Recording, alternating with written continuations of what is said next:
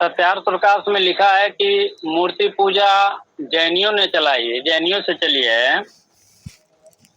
तो हम रामचरितमानस में देखते हैं कि श्री रामचंद्र जी ने शिवलिंग की स्थापना की। क्या वह मूर्ति पूजा के अंतर्गत नहीं आता है?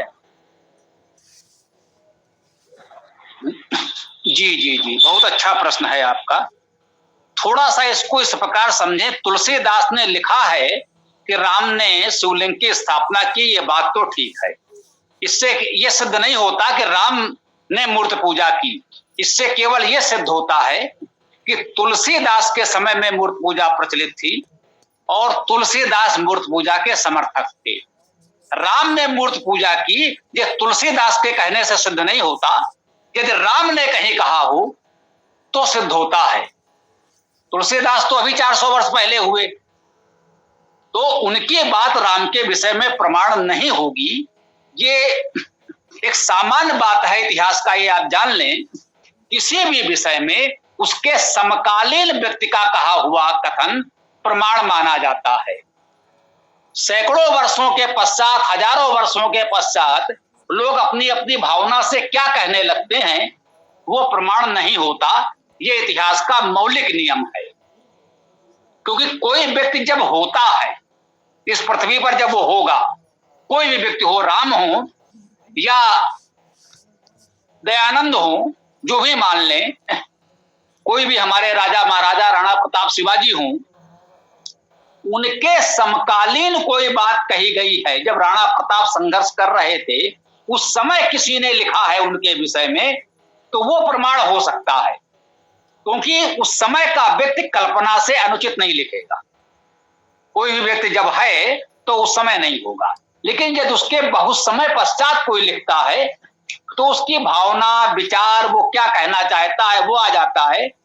आप लोगों को हो सकता है किसी को जानकारी हो, मैंने पाठ्यक्रम में एक पुस्तक पढ़ी थी, समझ गए, हमारे पाठ्यक्रम में थी पुस्तक राजमुकुट, नाटक था।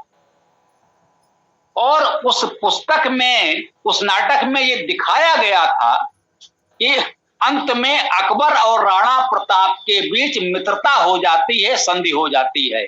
हम सब जानते हैं कि यह बात इतिहास के विरुद्ध है।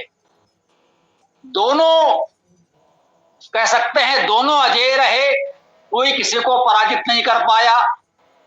न अकबर राणा प्रताप को पकड़ पाए, न राणा प्रताप अकबर को पकड़ पाए,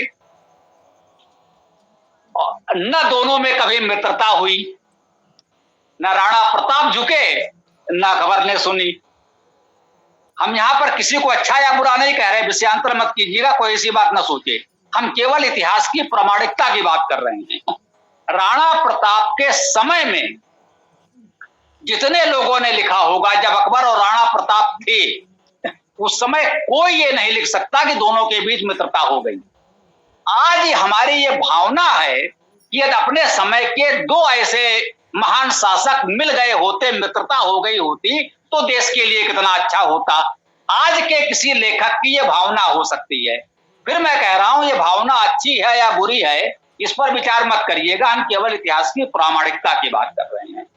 ये किसी के लिए भी सत्य है, वो राम हो, कृष्ण हो, चंद्रगुप्त मौर्य हो, अशोक हो, राजा भोज हो, कोई भी हो, तो इतिहास समकालीन माना जाता है। और राम के विषय में वाल्मीकि कृत रामायण ही एकमात्र प्रमाण है। उसमें भी थोड़ी बहुत मिलावट है, जो थोड़ा विवेक से देखेंगे तो पता चल जाएगा। ऐसा कुछ नहीं है कि जो हमें अच्छा ना लगे उसे मिलावट घोषित कर दें। मैं इस नीति से सहमत नहीं हूं। बहुत से लोग ऐसा करते हैं कि जो उनको अच्छा न लगा बोले ये प्रक्षेप है, छेपक है। नहीं, हम बहुत सी ऐसी बातें स्वीकार करते हैं जो हमें लगता है आज ठीक नहीं है, लेकिन अब इतिहास में हुआ है तो हुआ है। तो वाल्मीकि रामायण में और महाभारत में थोड़ा बहुत प्रक्षेप तो है, लेकिन मूल भाव सुरक्षित है। वहां ऐसी बात आपको संभवतः नहीं मिलेगी। जी, तो वहीं सत्यार्थ प्रकाश में लिखा है कि वह शिवलिंग किसी राम नाम के राजा ने बनवाया था। आखिर उस समय मूर्ति पूजा रही होगी तभी तो। जी जी, बिल्कुल ठीक कहा आपने। दयानंद ने जो लिखा है, ये माइक बंद कर दीजिए जी।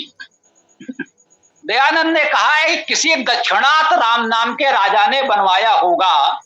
अब उसका नाम रामेश्वर है, कहीं ना कहीं तो उसे राम से जोड़ा गया। उन्होंने केवल अनुमान व्यक्त किया है, उसके लिए कोई उन्होंने प्रमाण देकर यह सिद्ध नहीं किया कि राम नाम का कौन सा राजा कब कहाँ का राजा हुआ, किसने कब पैसे बनाया, इसका कोई प्रमाण नहीं है। उन्होंने एक अनुमान व्यक्त किया है कि हो सकता है मध्यकाल में जब देश में मूर्ति पूजा प्रचलित हो गई थी, तब किसी राम नाम के राजा ने बनवाया हो, उसके नाम से उसे रामेश्वर कहा जाता हो, और बाद में उसे हमें रघुवंश के नायक राम से जोड़ दिया गया हो।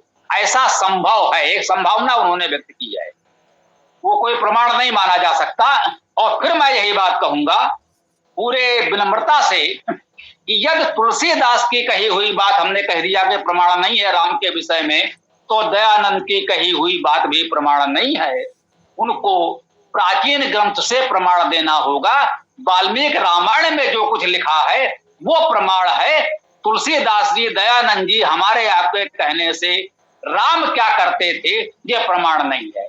यदि हम वाल्मीकि रामायण से प्रमाण देकर कहें देखिए वाल्मीकि रामायण में ये लिखा है राम ने इस समय यहाँ ऐसे संध्या उपासना की, तो वो प्रमाण है, हमारे आपके कहने से नहीं। वाल्मीकि रामायण में लिखा है इसलिए प्रमाण है। तुलसीदास या दयानंद जी के कहने से प्रमाण नहीं है। प्रमाण तब है जब वाल्मीकि रामायण से वो श्लोक दे सकें तो। जी धन्यवाद। उसी के रामायण में समुद्र के पास पूजा का तो वर्णन मिलता है, और उसमें ये भी वर्णन मिलता है कि रावण ने हनुमान जी के प्रस्ताव को स्वीकार करते हुए ये भी कहा हुआ है कि भाई मैं उनकी पत्नी की व्यवस्था करूंगा, उनके लिए जो यजमान के पास में सामान नहीं है वो भी लेकर के आऊंगा, ये आचार्य का दायित्व है। लेकिन वहां पर कहीं भी शिवलिंग के स्थापना की बात नहीं आती। तो इसलिए ये कहा जाना कि राम मूर्ति पूजा थे या नहीं थे, ये दोनों ही बातें अपने आप में मिथ्या हैं। वहां तो यज्ञ पूजन हो रहा है, परमेश्वर का पूजन हो रहा है, समुद्र के किनारे हो रहा है, लेकिन वहां मूर्ति की कोई बात ही नहीं है। धन्यवाद। आपकी बात में थोड़ा सा आपकी भावना तो ठीक है, लेकिन तथ्य नहीं। तुलसीदास ने रामचरितमानस में ये प्रसंग संभवतः नहीं दिया है कि रावण ने आचार्यत्व किया और समुद्र के किनारे पूजन किया, वो सीता को लेकर आया। ये तुलसीदास की रामचरितमानस में नहीं है, ये दक्षिण भारत के किसी ग्रंथ में है। तो इस समय कह सकते हैं कि रोचकता लाने के लिए जहां से जो भी रोचक मिलता है कथावाचक, उसको ला करके उसमें थोप देते हैं। तुलसी ने स्पष्ट लिखा है, लिंग थाप विधवत करी पूजा, शिव समान मोहि प्रिय न दूजा। वहां पर तुलसीदास तो लिख रहे हैं कि राम ने लिंग की स्थापना की, उसकी विधवत पूजा की, उसके बाद कहा कि शिव के समान मुझे कोई दूसरा प्रिय नहीं है। तुलसी तो कह रहे हैं, लेकिन वाल्मीकि ऐसा कुछ नहीं कह रहे हैं। वो तो इतना ही कह रहे हैं, महादेवम पूजयामास, जो महान देव परमेश्वर है उसकी पूजा की, वो तो सदा करेंगे, उसमें कोई बात ही नहीं है। संध्या किया, उपासना किया, हवन यजन किया और परमेश्वर की उस देवों को देव महादेव परमेश्वर की पूजा की, तो वहां वो तुलसी लिखते हैं लिंग था विधवत कर पूजा, लेकिन वाल्मीकि ऐसा नहीं लिखते। तो इसको हमें ध्यान रखना चाहिए।